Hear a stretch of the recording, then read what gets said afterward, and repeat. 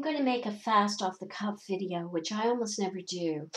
But it is in response to Dewinthemorning's tag on paradox.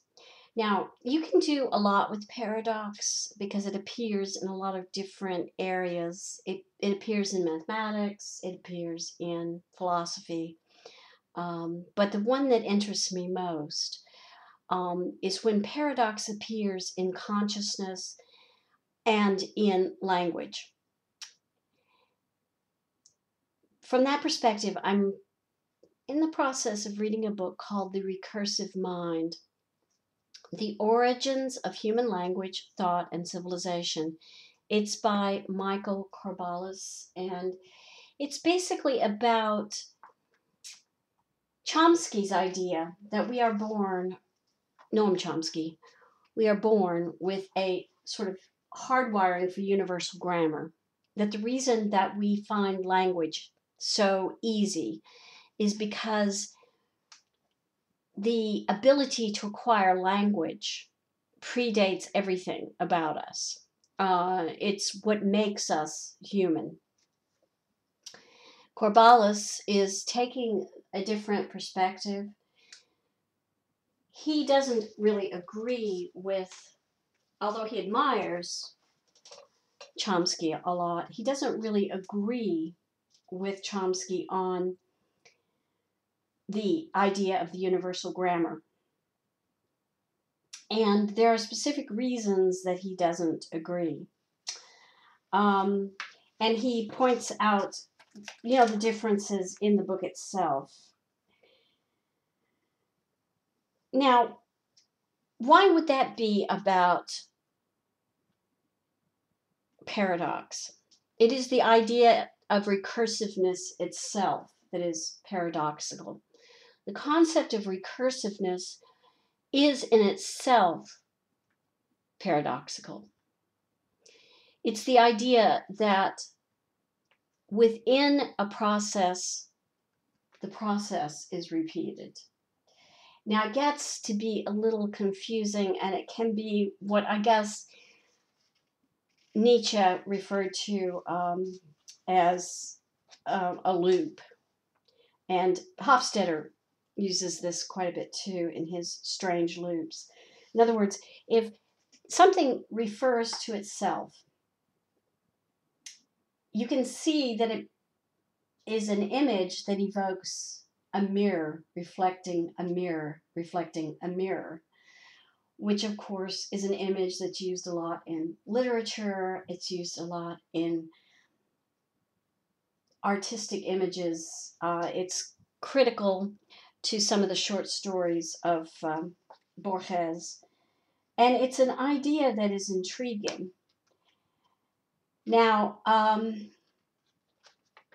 Corballis puts it to pretty good and interesting uses as it refers to how we evolved the way we did and why the idea of recursion is important.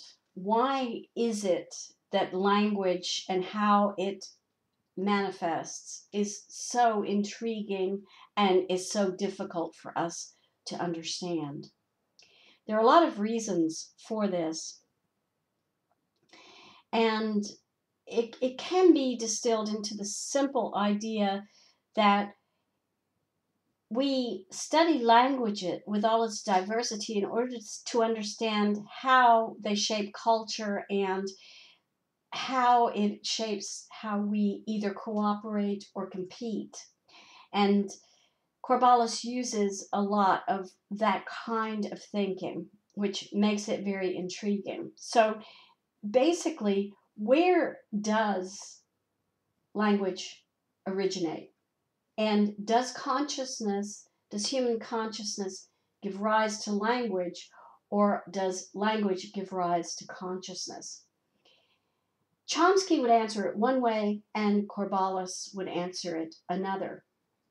Why does it matter how we answer that question? Well, it turns out that a lot of the things that go on about recursion in consciousness is actually something that seems only to be a human trait.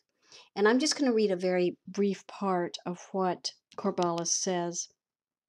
The human ability to infer the mental state of others goes well beyond the detection of emotion. To take another simple and seemingly obvious example, we can understand what another individual can see. This is again an example of recursion, since we can insert that individual's experience into our own. It is by no means a trivial feat, since it requires the mental rotation and transformation of visual scenes to match what the other person can see, and the construction of visual scenes that are not immediately visible. For example, if you are talking to someone face to face, you know that she can see what is behind you, though you can't. Someone standing in a different location necessarily sees the world from a different angle. And to understand the person's view requires an act of mental rotation and translation. It seems to me that our ability to see the world as others see it, and not exclusively as we insist it must be, can give rise to a more flexible worldview that is in itself recursive. That is, it refers to itself, it's reflexive, and it reflects the other. And if we don't come to a point where we can understand that, and understand that our assertions and our certainties about what makes the world objectively real, and someone else's view of that, we must at some point stop being so egotistical that we think we have the answers without seeing the world from the perspective of the other. The world is made up of others as much as of us. We occupy a place in the world, you and I, and every person, every living thing on this planet occupies a sentient perspective. We can't assert that our perspective is the only perspective without being egocentric and without being blind to the complexity of what it means to be in the world. And it is that recursion, that ability to see the world as others see it, not just as we see it, which might, and by others, I mean all sentient creatures, although Corballis emphasizes only the human. I think it's good to emphasize sentience, and not just the human, in order to understand the true complexity. There's a very good section on human evolution in chapter 4, which I think is a good summation of where we stand in relation to other life. And yet, as I said, yes, Corballis does take, to some extent, a bit of a human-centric point of view, perhaps more than I would, certainly. But he's interesting. And he is adding, I think, a little bit more depth to a book I just finished on sex and war, in that he talks also about how our Stone Age consciousness was created and what the creation of that consciousness has done to the rest of our evolutionary process. I mean, I just love this stuff, and I could talk about it forever.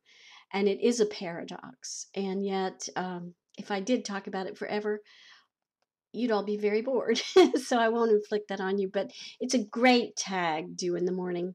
And I'm going to tag 4 people, but I'm not going to put them on the spot. I'm going to send them an email and suggest that they may want to respond to this, and whether or not they do will be up to them.